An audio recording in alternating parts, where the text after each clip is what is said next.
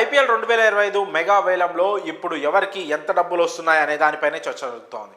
ఇక ఈసారి జరిగిన మెగా వేలంలో రిషబ్ పంత్ అత్యధిక ధర పలికాడు. ఏకంగా 27 కోట్లకు రిషబ్ పంత్ను లక్నో సూపర్ జైంట్స్ కొనుగోలు చేసింది. మెగా వేలంలో హైదరాబాద్ జట్టుతో పాటు లక్నో కూడా రిషబ్ పంత్ కోసం పోటీ పడింది. ఫైనల్గా రిషబ్ పంత్ కోసం 27 కోట్లు ఆఫర్ చేసి అతన్ని దక్కించుకుంది లక్నో. ఇక పంత్ తర్వాత శ్రేయస్ అయ్యర్ని 26.75 కోట్లకు పంజాబ్ కింగ్స్ సొంతం చేసుకోగా వెంకటేష్ అయ్యర్ని 23.75 కోట్లకు కోల్కతా నైట్ రైడర్స్ టీం సొంతం చేసుకుంది. ప్రస్తుతం ఐపీఎల్ 2025 మెగా వేలంలో వీరి ముగ్గురి ధరలు సంచలనం సృష్టించాయి.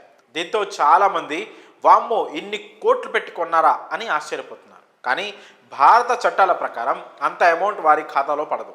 చాలా వరకు ట్యాక్సులు కట్ అవుతాయి. అయితే ఎంతవరకు ట్యాక్సులు కట్ అవుతాయి, ఫైనల్గా ఆటగాళ్ల చేతికి ఎంత అమౌంట్ వస్తుంది అనే వివరాలను ఇప్పుడు మనం తెలుసుకునే ప్రయత్నం చేద్దాం. ఎక్కువ ధర పలికిన రిషబ్ పంత్కి తనకు వచ్చే 27 కోట్లలో దాదాపు 8.1 కోట్ల దాకా జీఎస్టీ ఇతర ట్యాక్సులు విధిస్తారు. ఈ లెక్కన రిషబ్ పంత్ చేతికి కేవలం 18.9 కోట్లు మాత్రమే వస్తాయి. అంటే దాదాపు 40% దాకా తన జీతాన్ని ప్రభుత్వానికి ట్యాక్సుల రూపంలో కట్టబోతున్నాడు పంత్.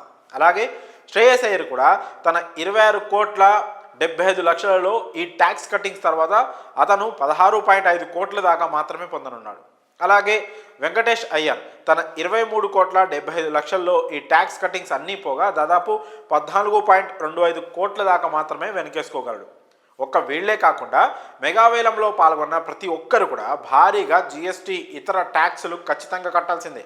కాబట్టి మన కళ్ళకి కనిపించేంత అమౌంట్ వీరు పాపం వెనకేసుకోలేరు. వీరి సంపాదనలో దాదాపు 40% దాకా ఇలా ట్యాక్స్లే కట్ అవుతాయి. ఇక ఇప్పుడు ఈ టాపిక్ సోషల్ మీడియాలో బాగా వైరల్గా మారింది. మరి ఐపీఎల్ 2024 మెగా ఆక్షన్లో పొందిన డబ్బునంత ఆటగాళ్లు పొందకపోవడంపై మీ అభిప్రాయాలను కామెంట్స్ రూపంలో తెలియజేయండి.